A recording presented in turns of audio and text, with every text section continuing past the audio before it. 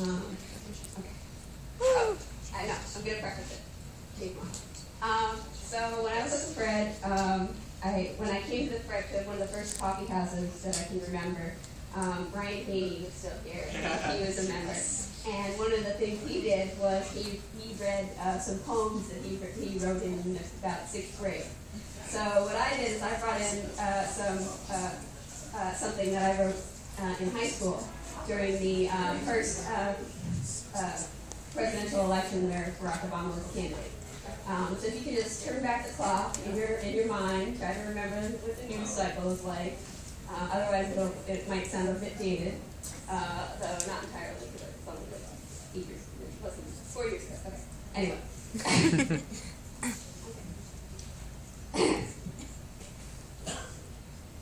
Right wing, left wing, neither one lets people express or sing their innermost feeling. Partisan politics you can't mix. A country's future with agenda, independent, fit on big companies with lots of money to tell you what to do. Just follow the facts, because in a world where truthiness and misinformation rule, you can't relax if you ain't got a clue. If it were as simple as white and black, do you think we'd be in Iraq, or that we'd let all those people to die down in New Orleans when the tide was high?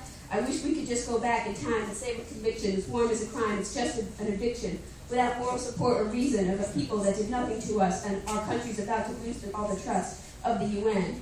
All of what was supposed to be a godsend from us to the Iraqi people. The hopes we had were higher than any steeple.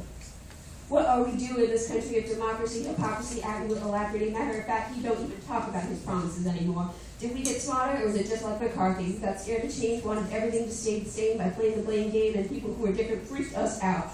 So much so, man, you couldn't even hear them shout. Their cry for help and plea for innocence to us was in another language and didn't make sense. We called them communists then, we call them terrorists now. It don't make a difference how we try to separate them from us, turning them into monsters while the countries turn to dust. Politicians are fabricating when they say we've done good. They stand around celebrating or berating instead of collaborating. Nothing was ever so misunderstood. So are you listening to oil companies around the globe? See what we've done to us who are buying? Politicians ain't going to venture from their comfortable abode. Out in the real world where people are dying, you can see more in one day without even trying than you can on television. You know it's tunnel vision. It leads to making the wrong decision. What they show on TV, you know isn't hardly correct. What they put in the papers now and on the internet can't be trusted, since every day more are busted for deceiving their audience. You know it's hard to wade through all the mud to see what's real and what's just cut. We were just pawns in the big man's game. They fed us lies to keep us sane. But now we know we're changing the rules to keep more from catching on.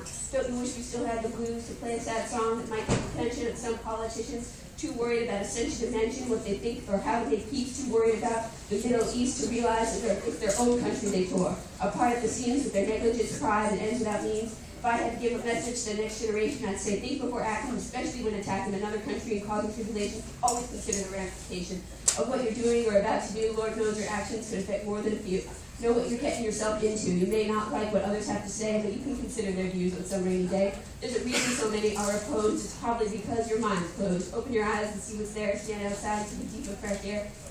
Then proceed with caution. Consider every option. Don't abort peace until you can't wait any longer. Make sure war is a last resort and not really some kind of philosophical hunger you may have for power, which ain't half, no, not even a quarter, as important as life is. So think twice before you beast on someone, because before you throw out that perfect diss, that person may become all you have left, because life comes and goes, and a second death shows up at your doorstep to give you the news. The most important thing you have, you're about to lose.